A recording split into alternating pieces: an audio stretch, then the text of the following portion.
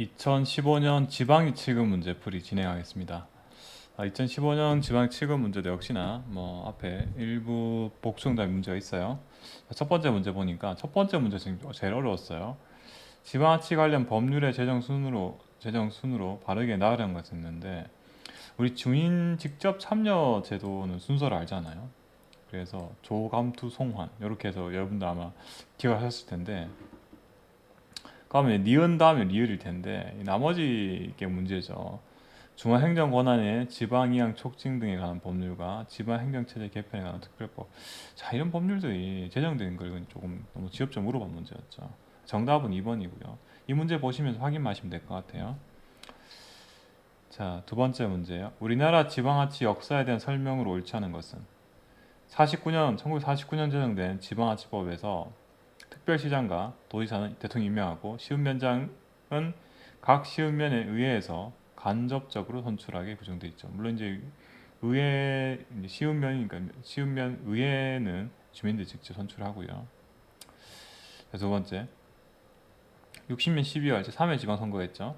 지방선거에서는 지방자치단체장과 지방의회 의원을 주민이 직접 다 선출하게 되죠. 임명한 거 없이 전부 이제 직선을 바뀌었었는데 얼마 못 가죠. 그래서 61년 지방자치에 관한 임시조치법이 되면서 선거가 다 이제 폐지가 되고요. 군이 이제 지방자치단체로 새로 나오게 되죠. 그 전에 시읍면이어서 시읍면.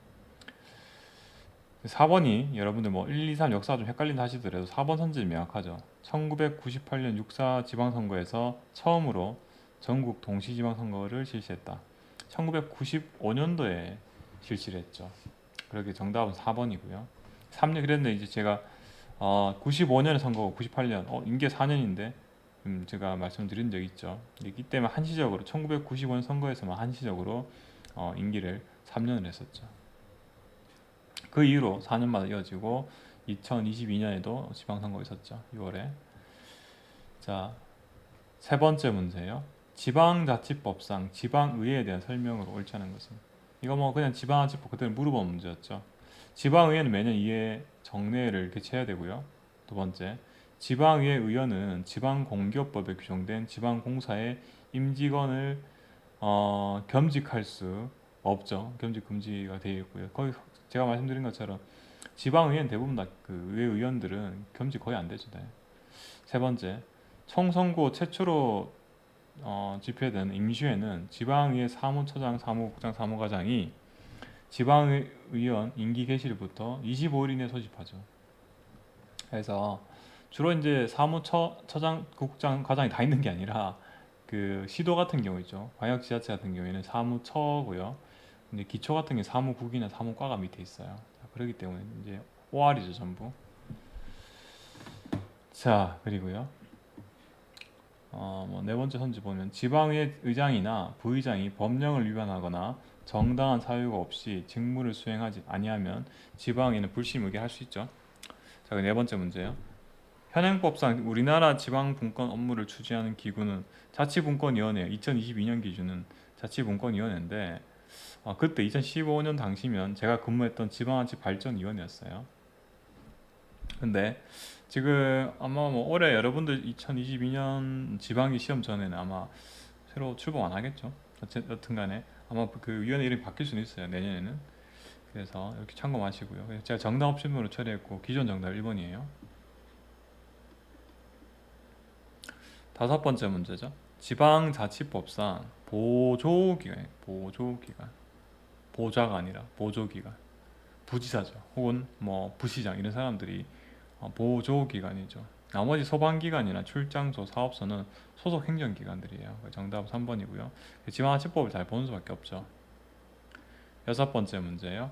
우리나라 지방자치단체의 계층에 대한 설명으로 옳지 않은 것은? 제주특별자치도하고 세종특별자치시는 자치 1계층이죠. 나머지는 다 2계층이 되고요. 그 다음 특별시, 광역시 및 특별자치시가 아닌 50만 이상의 시는 자치구가 아닌 구를 들 수 있죠. 아닌 구, 자치구가 아니라. 그래서 수원시 같은 경우에는 권선구죠. 권선구는 자치구가 아니죠. 정답은 2번이고요. 여기 나오네요. 세종시도 세종특별자치시도 자치 1계층이고요. 광역시에 군은 자치단체를 주는 곳이 있죠. 부산광역시, 기장군 이렇게 되죠. 7번째 문제요. 지방자치법상 시 읍면의 설치 기준에 대한 설명을 옳지 않은 것. 자, 이건 정말 자주 나오죠. 시는 그 대부분이 도시 형태를 갖추고 인구 5만 이상 되어야 되고요. 맞는 내용이고, 대신 2번 선지가 뭔가 이상해요. 시읍면 설치에 관한 세부 기준, 세부 기준인데 법률이죠. 법률이 우리가 뭐 헌법에 적는 게 아닌 이상은, 헌법에 규정된 내용이, 헌법 내용이 아닌 이상은 대부분 뭐 지방자치법이든 간에 법 안에서, 법률 안에서 다시 세부 기준을 법률로 정한다 안 돼 있죠. 대통령령으로 정한다 되죠. 세부 기준 했으니까. 아니면 뭐 따로 법률로 정한다 이렇게 표현되지. 세부 기준은 다 대통령령으로 정한다 돼 있죠. 이 정도만 여러분들이 눈치채셨으면 이번 정답인 거 고르셨을 거고요. 나머지 내용 다 맞기 때문에 한번 다시 그 조항이니까 다 읽어보시고요. 8번째 문제요. 지방재정법상 지방예산 과정의 주민 참여와 감시에 대한 설명을 옳지 않은 것은. 일단은 뭐 주민참여예산제 내용이겠죠. 지방자치단체장은 대통령령이 정한 바에 따라서 지방예산 편성 과정에 주민 참여 신 절차를 마련해서 시행하여야 하죠. 할 수 있다가 아니라, 그죠? 두 번째, 지방자치단체장은 행안부 장관과 협의해서 주민참여예산제도 운영에 관한 평가를 실시해야 된다는데, 이 주민참여예산제도에 대한 그 평가는 행안부 장관이 주관이 돼서 하는 거죠. 그래서 정답은 2번이고요. 나머지도 다 맞는 내용을 읽어보시고요. 9번째 문제는, 자, 이건 뭐 여러분들 다 지방자치가 아니라 행정학 공부하시는 분들 다 기억을 하시죠. 도세 고르는 거죠. 제가 이렇게 표 보면서 다시 두 문자 기억하셔야 되죠. 취래 소비, 주차담 소득, 등재, 이렇게 갈지자로 제가 두 문자 보통 읽어드리는데, 그렇게 되면 가로 쪽으로는 특광역시랑 구가 되고요. 세로 쪽으로 특광역시랑 가까운 쪽에 두고 먼 쪽이 시군이라 말씀을 드렸어요. 이렇게 적어버리면 바로 답이 쉽게 나와버리죠. 지방소비세 바로 나오고요.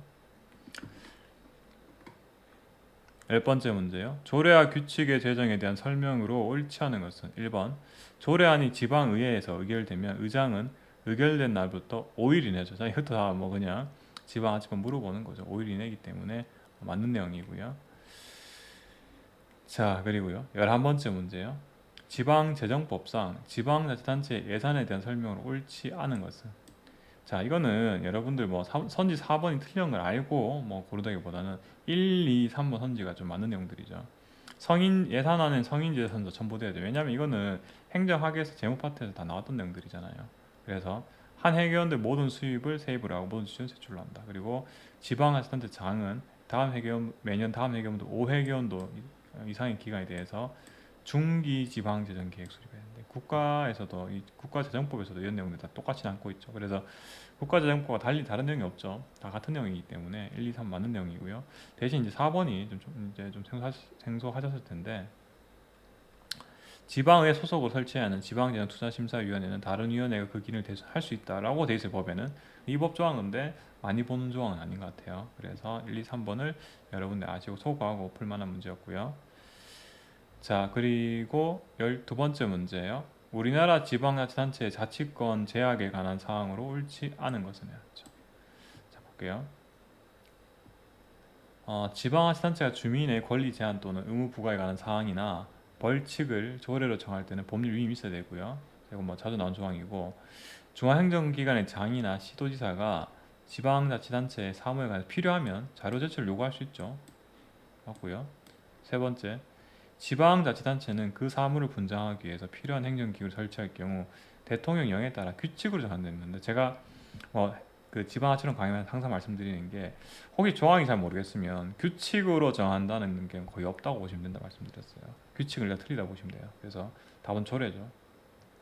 조례로 정하고, 4번 지방자치단체는 조례를 위반한 행위에 대해서는 조례로 1천만 원, 맞죠? 1천만 원 이하의 과태료를 정할 수 있죠. 뭐 이거 수치를 다르게 해서 1,500만 원 이렇게 해서 출제를 행정학이든 지방자치론이든 출제를 하고 있죠. 다시 수치 기억하시고요. 13번째 문제예요. 우리나라의 지방의회 의원에 대한 설명으로 옳지 않은 것은. 지방의회 의원은 4년 임기의 선출직 지방공무원이다. 맞죠? 두 번째, 지방의회 의원에게는 의정활동비나 여비, 월정수당이 지급된다. 이걸로 아까 과거 문제에서 이런 거 출제한 적 있죠. 세 번째, 지방의회 의원도 대상 등록 의무를 지니고 있죠. 이거 아마 이거 뭐 지방자치론 문제보다는 행정화 문제에 가깝죠. 이거 내용 아셨을 때고. 지방의회 제명은 제적인 3분의 2 이상의 찬성이 있어야 되죠. 맞는 내용이고요. 14번 문제예요. 지방자치법상 지방의회와의 관계에서 지방자치단체 장악에 전혀 인정되지 않는 거는 했을 때 지방의회 의결에 대한 제의와 제소 가능하고요. 그리고 예산상 집행이 불가능한 경우에도 경우에도 제의 요구 가능하고요. 선결 처분 가능하죠. 의회 예산권은 현재 없죠. 과거 이제 지방자치법 제정될 당시에 들어왔다가 이 답변 이제 빠져버렸죠. 15번 문제예요. 역시나 지방자치법 그냥 그대로 물어보는 문제죠.